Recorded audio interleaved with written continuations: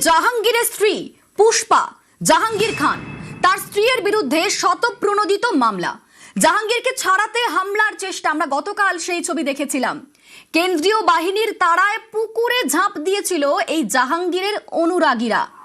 কারণ যে ঘটনা কালকে ঘটেছিল, জাহাঙ্গীরের স্ত্রীর নেতৃত্বে অবরোধের অভিযোগ, জাহাঙ্গীরকে ছাড়াতে হামলার চেষ্টা হয়েছিল এবং তারপরে দেখা যায় যে কেন্দ্রীয় বাহিনীর দাওয়াই, কেন্দ্রীয় বাহিনীর তাড়ায় পুকুরে ঝাঁপ দিল এই জাহাঙ্গীরের অনুরাগীরা। তারপর রেজিনা বিবির বিরুদ্ধে শতপ্রণোদিত মামলা রুজু করেছে পুলিশ। আমাদের সঙ্গে আনিসউদ্দিন রয়েছেন প্রতিনিধি। আনিসউদ্দিন, এখনো পর্যন্ত কি আপডেট পাওয়া যাচ্ছে? দেখো, গতকালের যে ফলতার ঘটনা, সেই ঘটনায় পুলিশ মোট 8 জনকে গ্রেপ্তার করা হয়েছে এবং তাদের বিরুদ্ধে একাধিক অযোগ্য অর্থাৎ মামলা দেয়া হয়েছে, যে জামিন অযোগ্য ধারায় মামলা রুজু করা হয়েছে। মূলত তাদের বিরুদ্ধে যে আইনে যে ধারায় মামলা রুজু করা হয়েছে, বেআইনি জমায়েত, দাঙ্গা, সরকারি কাজে বাধা, ভাঙচুর, হামলা এবং অপরাধমূলক ষড়যন্ত্রের মতো একাধিক গুরুতর ধারা তাদের বিরুদ্ধে দেওয়া হয়েছে এবং 8 জনকেই ডায়মন্ড হারবার আদালতে পেশ করা হয়েছে।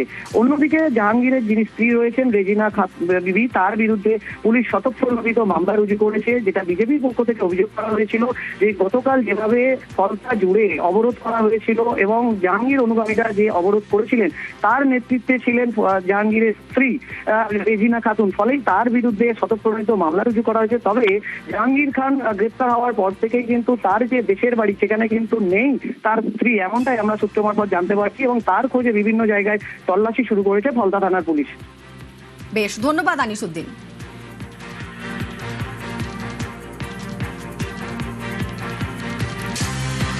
ডান্ডাতেই ঠান্ডা দাওয়াই শুভেন্দুর, ফলতায় পুলিশের উপর হামলায় কড়া ব্যবস্থা, ভিডিও দেখে দোষীদের চিহ্নিত করে গ্রেফতার, অভিযুক্তদের সম্পত্তি নিলামের দাওয়াই মুখ্যমন্ত্রী শুভেন্দু অধিকারী।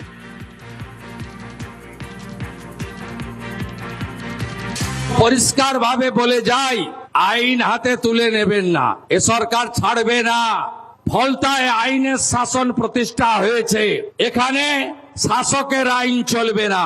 গুন্ডামি, জঙ্গিপনা, জমি লুট আমরা কোনোটাই ভবিষ্যতে করতে দেব না। ভোট লুট তো অতীত হয়ে গেছে, আপনারা নিশ্চিন্ত থাকুন। যত বড় মাফিয়া ডন হোক না কেন, তাকে সবক শিখানোর কাজ ভারতীয় জনতা পার্টি পরিচালিত রাজ্যের সরকার করবে। এখানে কিছু লোক একজন মাফিয়া স্ত্রীর নেতৃত্বে পুলিশ এবং প্যারামিলিটারিকে আক্রমণ করতে গেছিল। আমি এখানে এসপি সাহেব আছেন, ভিডিওতে যতগুলোকে ছবিতে দেখা গেছে কেউ যেন বাড়িতে না থাকে, তাদেরকে আইনের আওতায় আনতে হবে এবং ভারতীয় ন্যায় সংহিতার অন্তর্গত রাষ্ট্রবিরোধী কার্যকলাপের যে ধারা আছে, আমি পুলিশ মন্ত্রী হিসেবে আপনাকে নির্দেশ দিচ্ছি, সেই ধারাতে এমন শিক্ষা দিন যাতে কোনোদিন কোন পুলিশ সরকারি কর্মচারী, প্যারামিলিটারি যারা এসেছেন আমাদের সাহায্য করতে, তাদেরকে কেউ আক্রমণ করার সাহস না রাখে।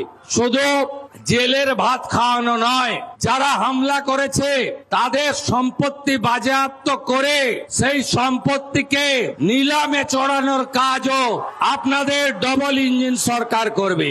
আইনের শাসন প্রতিষ্ঠা করাই আমাদের লক্ষ্য। এই মুহূর্তে আমাদের সঙ্গে নিউজ রুম থেকে সরাসরি রয়েছেন অয়ন।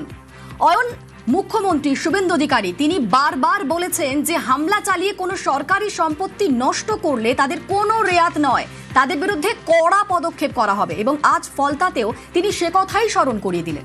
দেখো, খুব তাৎপর্যপূর্ণভাবে এই যে নির্দেশ দিলেন এসপিকে, আজকে কিন্তু এই মুহূর্তে ডায়মন্ড হারবারের এসপি অফিসে পৌঁছে গেছেন শুভেন্দু অধিকারী।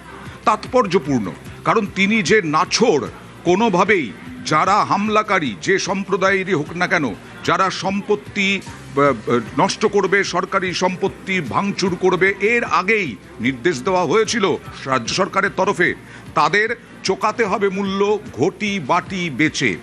এখানে কি হয়েছে? এখানে কেন্দ্রীয় বাহিনীর উপরে হামলা হয়েছে। কার বিরুদ্ধে অভিযোগ? সেই জাহাঙ্গীর খান, জাহাঙ্গীরের স্ত্রীর বিরুদ্ধে অভিযোগ, তার নেতৃত্বে। তোমার মনে থাকবে 2024-এর আবার ক্ষমতায় আসার পরে, তার আগে থেকে 2024 থেকেই বিজেপি যথেষ্ট কঠিন, বাস্তব এবং যথেষ্ট বড়সড় পদক্ষেপ করছে জঙ্গিদের বিরুদ্ধে। তোমার মনে আছে পাহেলগাঁওতে হামলা, সেই পাহেলগাঁওতে হামলায় কত মৃত্যু হলো, এবং দেখে দেখে ধর্ম দেখে দেখে খুন করেছিল জঙ্গিরা, সেই জঙ্গিদের সঙ্গে যাদের রিলেশন কাশ্মীরে একেবারে ভেঙে গুঁড়িয়ে দিয়েছিল তাদের বাড়ি, এই পদক্ষেপে এবার ডাবল ইঞ্জিন সরকারের হামলা, অবরোধ, সরকারি সম্পত্তি নষ্ট, এই সব আর হবে না, চলবে না। এটাই শুভেন্দু অধিকারী মুখ্যমন্ত্রী, তার একেবারে নাছোড় তিনি। তুমি দেখেছো যে একদিনের কয়েক মিনিটের মধ্যে পাক সার্কাস শান্ত হয়ে গেছিল, কয়েক মিনিটের মধ্যে জাহাঙ্গীর মহল্লা শান্ত হয়ে গেছিল আসানসোলে। এখানেও এই যে যারা 2 মিনিটের মধ্যে কেন্দ্রীয় বাহিনী ঠান্ডা করে দিল, তারপরেও আরও পদক্ষেপ, কড়া পদক্ষেপ, তাদের সম্পত্তি যারা হামলা করেছে তাদের দেখে দেখে চিহ্নিত করে তাদের সম্পত্তি বাজেয়াপ্ত করা হবে, গ্রেফতার করা হবে, অর্থাৎ ঘটি বাটি বেচতে হবে। এইটাই বারবার বার্তা দিতে চাইছে রাজ্য সরকার, বারবার বার্তা দিতে চাইছেন শুভেন্দু অধিকারী। অনিন্দিতা, সঙ্গে থাকো অয়ন। পালা বদলে বাহিনীর জোশও বদল, কারণ আমরা দেখেছিলাম এর আগে কি হয়েছিল। তৃণমূল জমানায় সন্দেশখালীতে আক্রান্ত হতে হয়েছিল ইডিকে। সন্দেশখালীর শেখ শাহজাহান বেতাজ বাদশাহ, তাকে যখন পাকড়াও করতে গিয়েছিলেন ইডির আধিকারিকরা, সেই সময় পুলিশ বাহিনীর, কেন্দ্রীয় বাহিনীর সামনেই রক্তাক্ত হতে হয়েছিল ইডির অফিসারদের। কিন্তু 26-এ এই ছবিটা পুরোটাই বদলে গেল। 26-এ ফোর্সের জোশ দেখলো জাহাঙ্গীর বাহিনী। বাহিনীর লাঠি থেকে বাঁচতে পুকুরে ঝাঁপ। দেখুন সেই দুটো ছবি আপনাদের পাশাপাশি দেখাচ্ছি, সেই বাহিনী আর এই বাহিনী। গতকাল কি হয়েছিল, গতকাল ফলতায় কি হলো? যখন গতকাল ফলতায় জাহাঙ্গীরকে ছাড়ানোর চেষ্টা করা হচ্ছিল, সেই সময় এই বাহিনীর দাওয়াই, বাহিনীর লাঠিতে রীতিমতো প্রাণ বাঁচাতে পুকুরে ঝাঁপ দিল জাহাঙ্গীরের অনুরাগীরা। আমাদের সঙ্গে নিউজ রুম থেকে সরাসরি অয়ন রয়েছেন। অয়ন, পরিবর্তনের বাংলায় এটাও একটা বড় পরিবর্তন আমরা দেখছি, যেখানে এর আগে পুলিশের সামনে, কেন্দ্রীয় বাহিনীর সামনে আক্রান্ত হতে হতো সরকারি অফিসারদের, সেখানে এখন এই কেন্দ্রীয় বাহিনীর দাওয়াইতেই ঠান্ডা। এই দাওয়াইতেই ঠান্ডাটা হচ্ছে কিভাবে? ঠান্ডাতেই ঠান্ডা, কোনো আগ্নেয়াস্ত্র ব্যবহার করতে হচ্ছে না, আসলে সদিচ্ছাই হচ্ছে সব। আগের পালা বদলের আগে কি অভিযোগ উঠত বারবার? পুলিশকে টেবিলের তলায় লুকোতে হয়, ফাইল মাথায় দিয়ে মাথা রক্ষা করতে হয়, পুলিশ কার বিরুদ্ধে ব্যবস্থা নেবে সেই নিয়ে দোনমনয় থাকে। এত দাদা, এত মাস্তান, এত তৃণমূল নেতার দাদাগিরি, এইগুলো পুলিশ একেবারে পুলিশের বিরুদ্ধেই, পুলিশকেই বদনাম করে দিয়েছিল। সাধারণ মানুষ পুলিশ দেখলেই ক্ষিপ্ত হয়ে যেত। আর আজকে এই যে তুমি বললে সন্দেশখালীতে সত্যি কি হয়েছিল, ভোরবেলা ইডির আধিকারিকরা গিয়েছিলেন শেখ শাহজাহানকে ধরতে, আর তারপরে শাহজাহানের অনুগামীরা, শয়ে শয়ে অনুগামী একেবারে পুলিশের ওপরে, কেন্দ্রীয় বাহিনীর ওপরে, ইডি আধিকারিকদের ওপরে ব্যাপক হামলা চালায়, প্রাণঘাতী হামলা বলা যায়।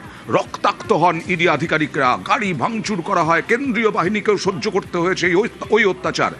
কেন্দ্রীয় বাহিনী কোনো কাজ করতে পারেনি, কারণ পুলিশ সেই নির্দেশ দেয়নি।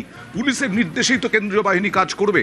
কিন্তু এবার পালা বদলের পরে তুমি দেখলে, পার্ক সার্কাসের কথা বলি, বেআইনি নির্মাণ ভেঙে গুঁড়িয়ে দেওয়া হচ্ছে, তার প্রতিবাদে অবরোধ করতে গিয়েছিল, সেখানে অবরোধকারীদের 1 মিনিটে 2 মিনিটে ডান্ডা দিয়ে ঠান্ডা করে দেওয়া হয়েছিল। জাহাঙ্গীর মহল্লা যেটা বলছিলাম আসানসোলের, সেখানেও অশান্তি পাকানোর একটা চেষ্টা হয়েছিল, সেখানেও কয়েক মিনিটের মধ্যে ডান্ডাতেই ঠান্ডা করা হয়েছিল।